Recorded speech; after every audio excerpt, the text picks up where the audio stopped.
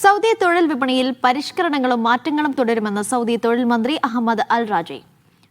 തൊഴിൽ മേഖലയിലെ നിയമങ്ങൾ കൂടുതൽ മെച്ചപ്പെടുത്താനാണ് പരിഷ്കരിക്കുന്നത്. 25 ലക്ഷത്തിലധികം യുവാക്കൾ സൗദിയിലെ സ്വകാര്യ മേഖലയിൽ ജോലിയിൽ പ്രവേശിച്ചിട്ടുണ്ട്.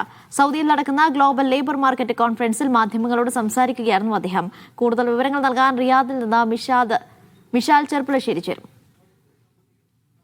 ഗ്ലോബൽ ലേബർ മാർക്കറ്റ് കോൺഫറൻസിൽ സംസാരിക്കുന്നതിനിടെയാണ് സൗദി തൊഴിൽ മന്ത്രി ഈ സൗദിയിലെ അതല്ലെങ്കിൽ ആഗോളതലത്തിലെ തന്നെ വിപണികളുമായി ബന്ധപ്പെട്ട വളരെ പ്രധാനപ്പെട്ട വിവിധ കാര്യങ്ങൾ സംസാരിച്ചത്.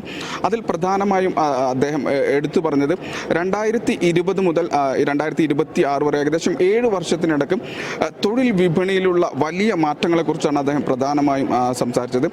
ഈ മാറ്റങ്ങളുടെ പ്രധാന കാരണം ആർട്ടിഫിഷ്യൽ ഇന്റലിജൻസ് അടക്കമുള്ള സാങ്കേതിക വിദ്യകൾ ഈ മേഖലയിലേക്ക് കടന്നു വന്നത് ഈ തൊഴിൽ മേഖലയിൽ വലിയ മാറ്റങ്ങൾ ഉണ്ടായിട്ടുണ്ട്.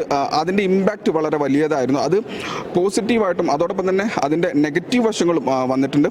ഈ ഇമ്പാക്റ്റുകൾ സൗദിയിലടക്കം തീർച്ചയായിട്ടും അത് ഉണ്ടായിട്ടുണ്ട്.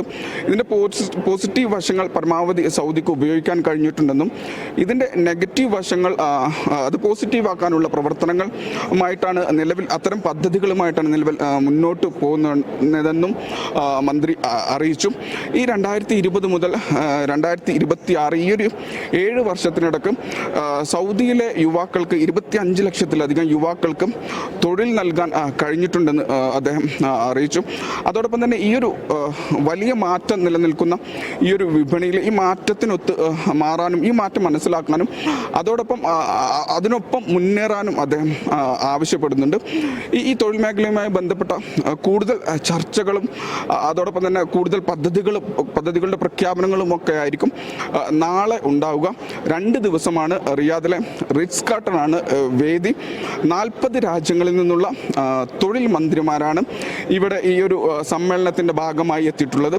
ഈ 40 രാജ്യങ്ങളിലുള്ള തൊഴിൽ മന്ത്രിമാരും വിവിധ പദ്ധതികളും അതല്ലെങ്കിൽ നിരവധി കരാറുകളും ഇതിൻ്റെ ഭാഗമായി പ്രഖ്യാപിക്കും. വിവിധ കരാറുകളിലും ഒപ്പുവെക്കും. നാളെയോടെ ആയിരിക്കും ഈ ഒരു റിയാദിൽ നിലവിൽ നടന്നുകൊണ്ടിരിക്കുന്ന ഈ ഒരു സമ്മേളനം അവസാനിക്കുക.